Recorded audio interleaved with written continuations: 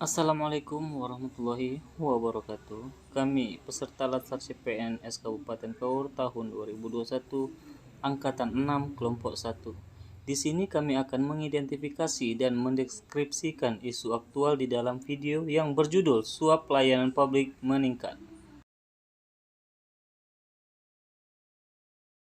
Assalamualaikum warahmatullahi wabarakatuh. Baiklah, pada kesempatan kali ini saya akan mengidentifikasi isu-isu pelayanan publik yang menjadi pokok dalam tautan video berjudul Suap Pelayanan Publik Meningkat. Baiklah, isu yang pertama adalah dari pihak penyelenggara layanan publik itu sendiri, di mana masih sangat buruk karena pola pikir atau mindset melayani yang masih sangat rendah, seperti penyimpangan prosedur, penyalahgunaan wewenang, pelayanan yang diskriminatif, serta permintaan imbalan. Yang kedua, berasal dari publik itu sendiri, di mana masyarakat masih banyak yang bermental permisif, yang mana masih menganggap suap menyuap adalah hal yang biasa, dapat diartikan sebagai ucapan terima kasih agar segala urusannya berjalan dengan lancar. Dan yang salah, pelayan publik seolah-olah menunggu uang suap dari masyarakat, di mana mereka lebih mendahulukan pemberi suap ketimbang yang mengikuti prosedur secara benar. Hal ini akan menimbulkan ketidakadilan serta kurangnya kepercayaan masyarakat. Beberapa faktor yang menyebabkan masih terjadinya praktek suap pada pelayanan publik.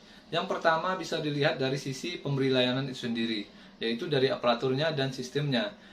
Di sini masih kita sering jumpai adanya oknum atau individu pada instansi pelayanan publik yang melakukan praktek-praktek birokrasi atau budaya kerja birokrasi yang sudah tidak sesuai dengan kondisi pada saat ini. Mereka masih menggunakan budaya birokrasi warisan zaman penjajahan, yaitu meminta upeti, meminta upah dalam melakukan pekerjaan. Tanpa adanya upeti, tanpa adanya upah tadi, maka proses pelayanan tidak dilakukan. Praktek-praktek seperti ini berpengaruh negatif terhadap lingkungan kerja, bisa mempengaruhi rekan kerja yang lain sehingga ikutan juga melakukan praktek tersebut. Lalu yang kedua, dari sistem pelayanan itu sendiri, yaitu belum adanya sistem yang terdigitalisasi bisa menyebabkan banyak muncul praktek-praktek suap tadi. Dengan adanya sistem yang terdigitalisasi, maka akan menutup celah-celah terjadinya praktek suap tersebut. Misalnya pemberkasan dilakukan secara online. Dengan pemberkasan secara online, maka orang tidak akan bertatap muka ke kantor. Dengan tidak bertatap muka, maka akan mengurangi celah atau mengurangi kesempatan untuk memberikan suap oleh masyarakat tadi. Selanjutnya, adanya sistem pembayaran secara online atau melalui transfer bank. Ini orang tidak akan membayar secara langsung. Dengan demikian, tidak dapat mengurangi praktek suap, yaitu menyelipkan amplop dan lain sebagainya. Lalu yang kedua, bisa terjadi praktek suap ini disebabkan karena dari yang dilayani itu sendiri atau dari masyarakat itu sendiri, di mana masyarakat kita masih sering menggunakan atau memakai kebiasaan-kebiasaan lama, yaitu budaya permisif, di mana mereka memberikan ucapan terima kasih untuk bisa dilayani. Mereka merasa dengan memberi ucapan terima kasih atau memberi amplop dapat proses pelayanan terhadap mereka dapat berjalan dengan lancar atau proses dapat dipercepat. Kebiasaan-kebiasaan seperti ini bisa menyebabkan terjadinya praktik suap secara berkepanjangan terus-menerus.